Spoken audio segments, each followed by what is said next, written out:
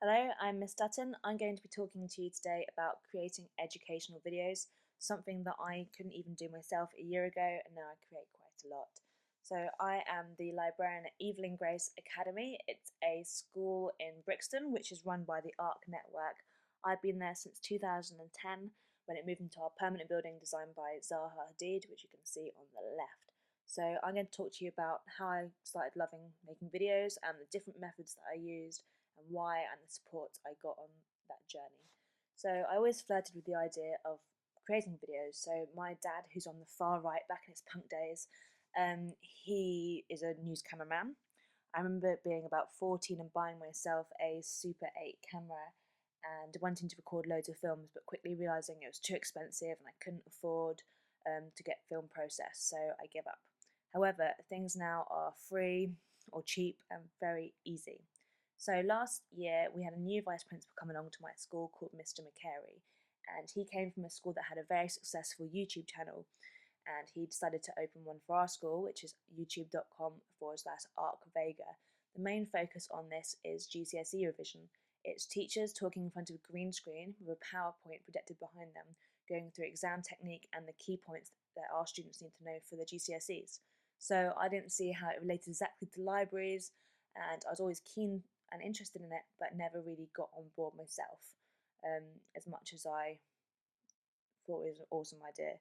However, after I gave a training event at our ARC Summit in November, I was approached by a BBC reporter who is a BBC producer, even who was in the audience, and wanted me to create the BBC School Report.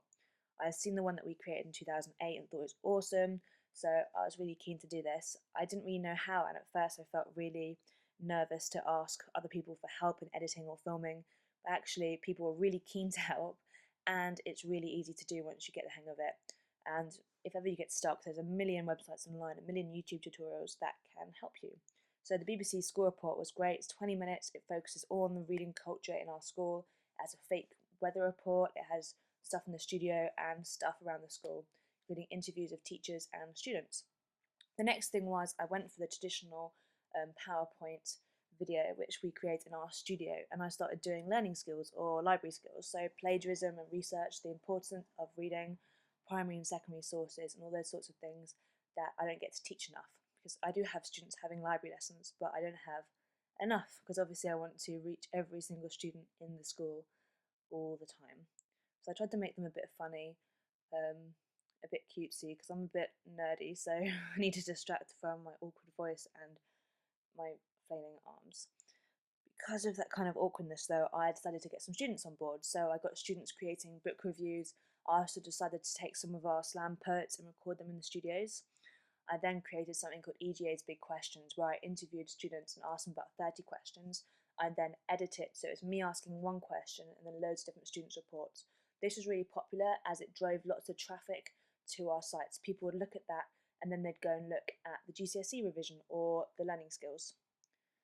So after a while, I decided that I'd always wanted to create stop motion, and now that I know how to edit, actually, all I needed to do was find an app, and there are tons that are online. I use Stop Motion Studio, it costs 69p, and it's really easy. You don't even have to read instructions or do a tutorial or anything. You just go on and you know exactly what to click, and it feels really easy. It's really fun to play about with. So the first thing I made was a advert for our YouTube channel.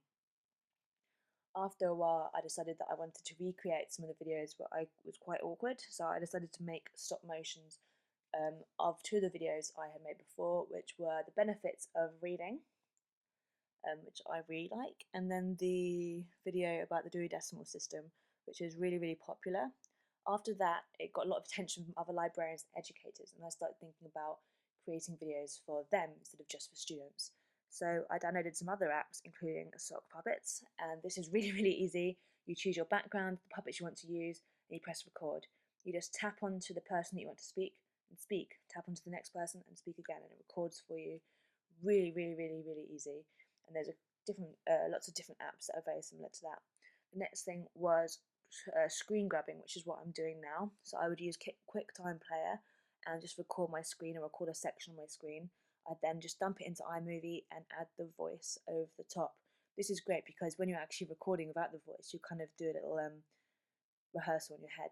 I also started making videos like this one, Japan and London at Home, which is websites and maps of different like manga shops, comic shops, shops you can buy Japanese stationery and Japanese food, because I have a lot of kids in my school who are really, really obsessed.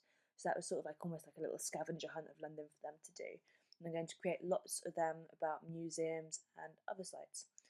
So those are just some of the ways I create videos.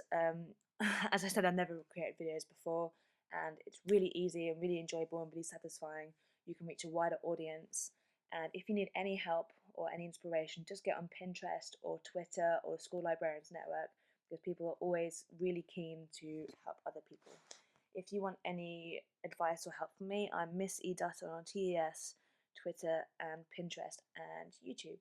Okay, thank you for listening. I think you're going to watch one of my videos now.